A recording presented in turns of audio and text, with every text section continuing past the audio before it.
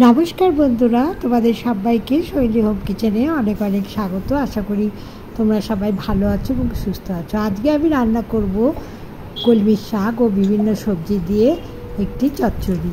এর জন্য আমি বিভিন্ন সবজি ছোটো করে কেটে নিয়েছি। কড়াই গরম করে এর মধ্যে তেল দিয়ে পাঁচ ফোড়ন ও শুকনো লঙ্কা ফোড়ন দিয়ে আলু দিয়ে দিলাম, পটল দিয়ে দিলাম। এবার এইগুলো একে একে সমস্ত সবজি আমি এর মধ্যে দিয়ে দেবো। সমস্ত সবজি ভালো করে ধুয়ে নিয়ে আমি লম্বা করে কেটে নিয়েছি। এখন মিষ্টি কুমড়ো এর মধ্যে দিয়ে দিলাম। মিষ্টি কুমড়ো দিয়ে ভালো করে নেড়ে চেড়ে দেবো এবং বাদবাকি যে সবজি আছে তা এর মধ্যে পরপর দিয়ে দেবো। বেগুন দিয়েছি, ছিঁড়ে দিয়ে দিলাম। সবজিগুলো নাড়াচাড়া করে ভালো করে ভেজে নিয়ে এর মধ্যে গুঁড়ো মশলা দিয়ে দেবো।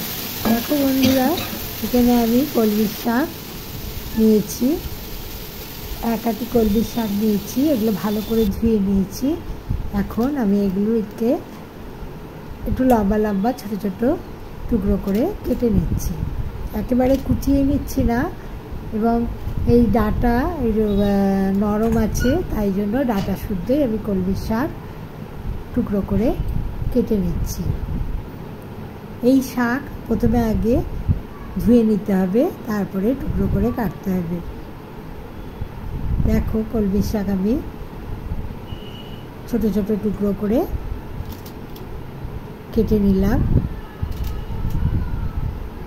এখন ওই সবজির মধ্যে আমি বিভিন্ন গুঁড়ো মশলা দিয়ে দেবো। প্রথমে জিরে দিয়েছি, জিরে গুঁড়ো, লবণ দিয়েছি স্বাদ মতো, এবং হলুদ দিয়ে দিলাম,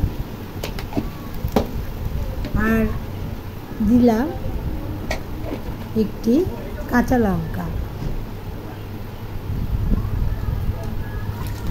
এখন এই সমস্ত মশলা দেওয়ার পর এর মধ্যে আমি কেটে রাখা কলমির শাক দিয়ে দিলাম।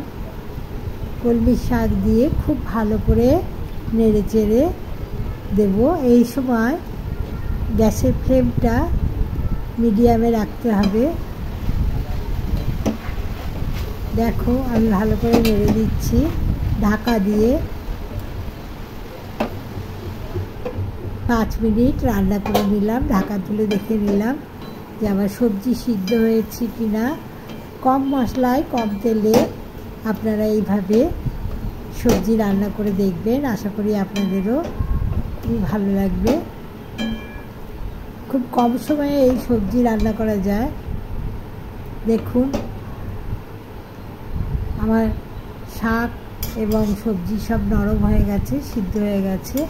এই সময় একটু নাড়াচাড়া করে আমি অন্য পাত্রে তুলে নেবো এবং গরম গরম ভাতের সাথে পরিবেশন করে নেবো। আজকের রেসিপি এই পর্যন্তই। রেসিপি যদি ভালো লাগে লাইক, শেয়ার ও কমেন্ট করবেন, এবং শৈলী হোম কিচেন চ্যানেলটি বেল আইকন সমেত সাবস্ক্রাইব করার অনুরোধ রইল। সবাই ভালো থাকবেন।